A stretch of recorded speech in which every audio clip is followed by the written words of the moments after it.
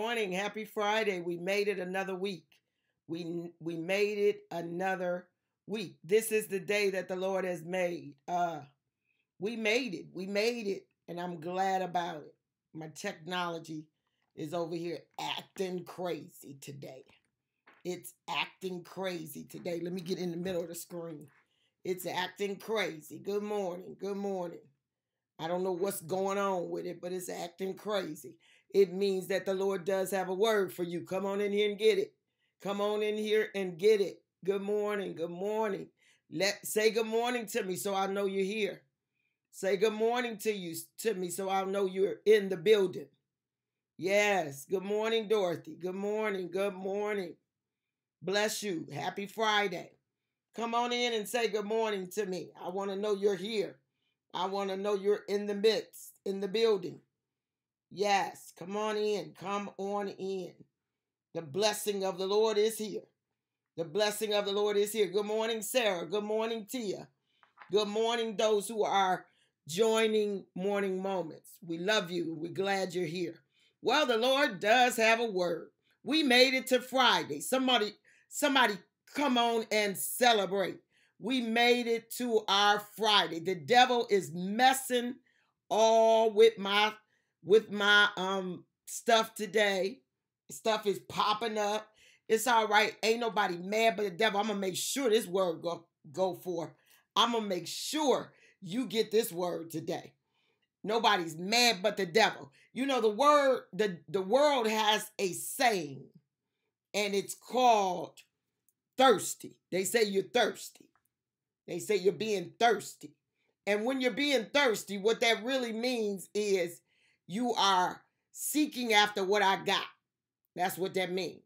That means that you are coveting my blessings. When somebody says she thirsty, it's like she desperate.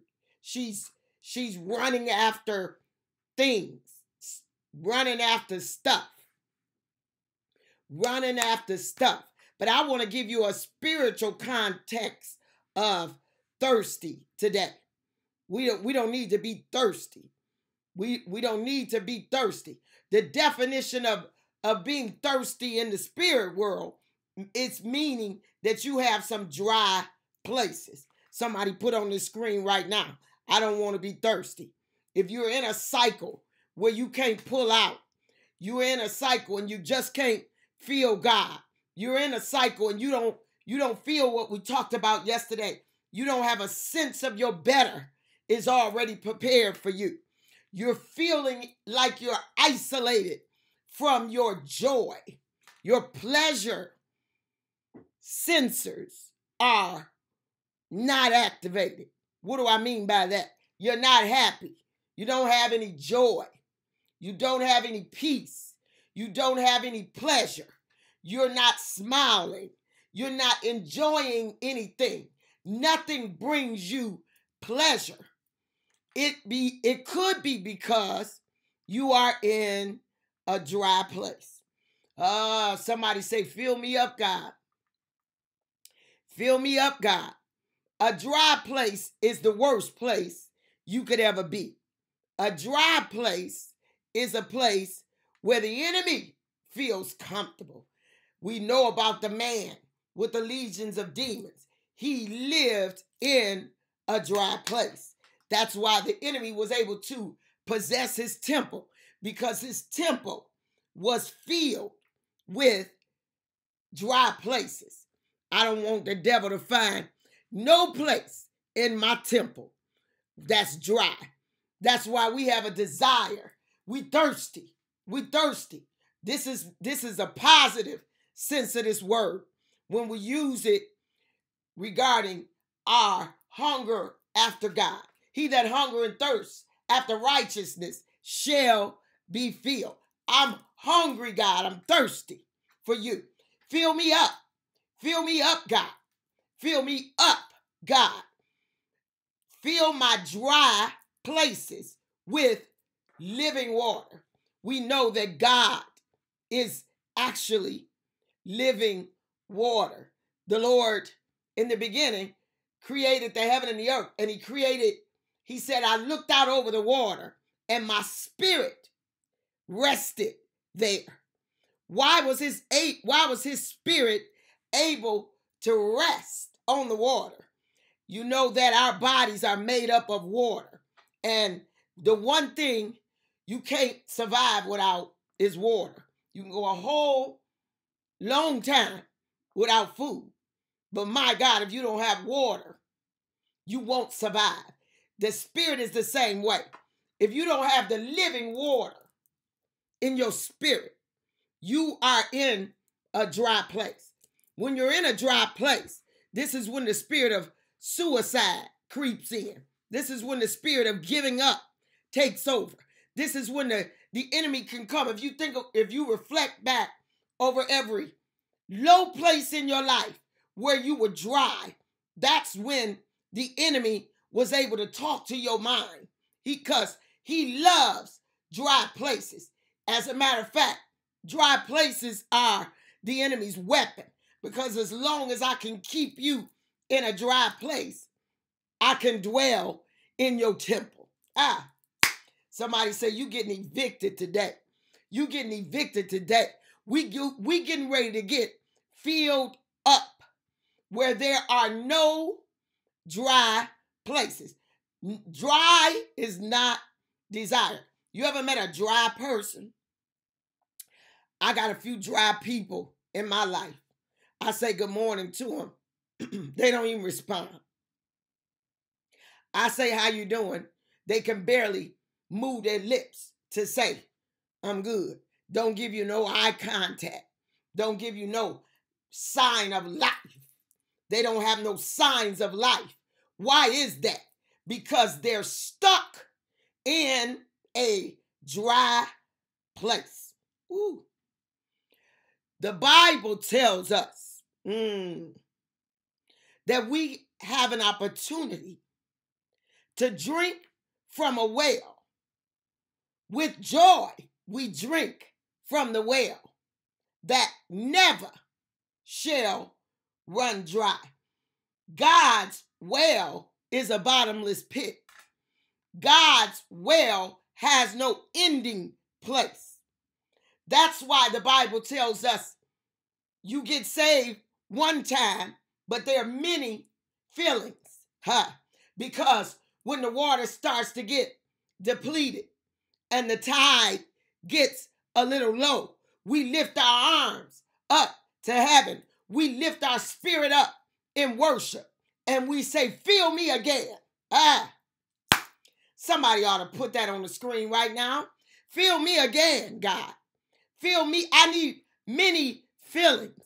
I need to be filled again. I need your presence to dwell in my temple. Take up every space that there is. I'm going to activate my joy. I'm going to activate my pleasure sensors. I'm going to activate my smile and my pleasure of life, my gratefulness and my gratitude. And my attitude is going to elevate my altitude. I'm going to fill my life with living water. Let me tell you about that living water. It has nothing to do with religion.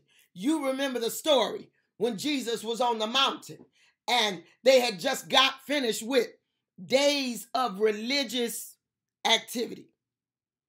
What is the definition of religious activity? I'm going to break it down for those who may not understand. Anything that you do over and over again in church, that's a religious activity.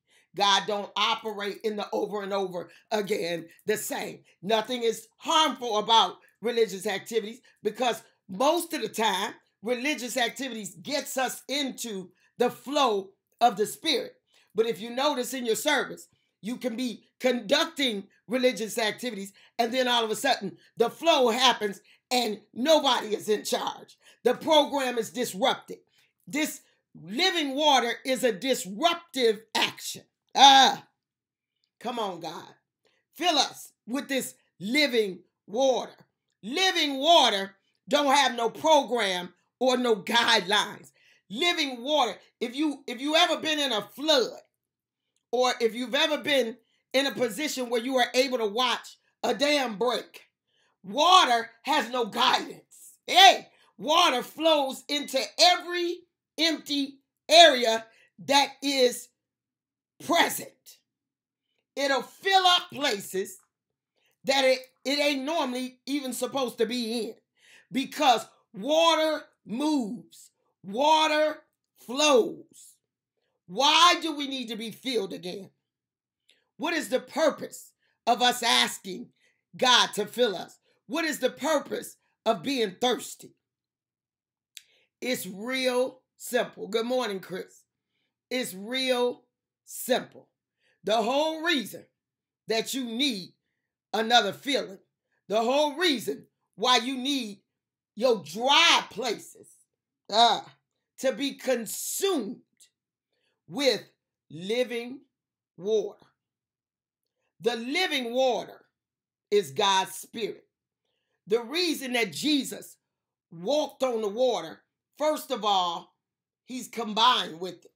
But he wanted you to understand that my power exceeds the water. My power, the water is under me. The water is subject to my spirit. So when you get filled with living water, this is the whole reason. I'm getting ready to sum it all up. When you get filled with living water, the reason why I always on the weekend remind you to go into the temple of God and worship him and give him praise and allow his spirit through the word of God to fill you up, because you are getting a refilling of living water. And this is the whole purpose right here. Because the Bible tells us, if you get filled with this living water, that out of your belly shall flow rivers, not one, rivers with an S on it of living water. So you see what that means. If I get filled up, if I stay thirsty and I worship and honor him, and I take my joy and I dip into the well that never runs dry, and I get my belly filled with this living water, it's going to flow up and affect someone. It's going to flow up and change someone's life.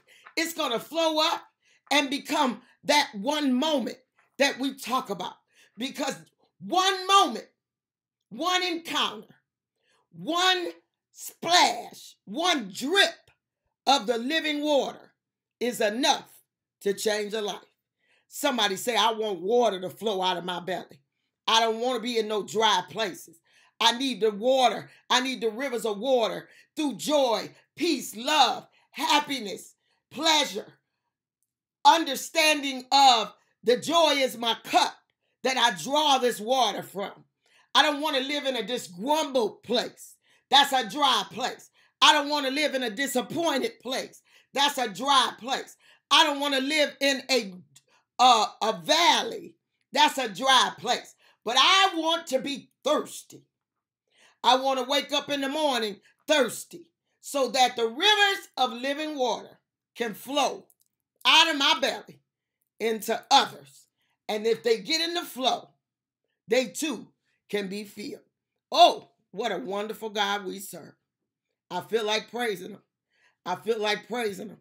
These kind of messages make me want to holler.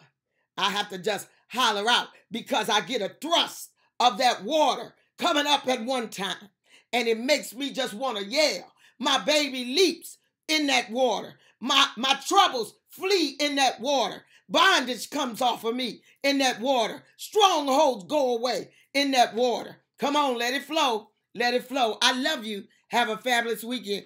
Push that share. Hit that share. Hit that share right now. Somebody already did it. I need the rest of y'all to join. Hit that share. Share this word of God. I love you. We'll be back on Monday. Have a fabulous weekend.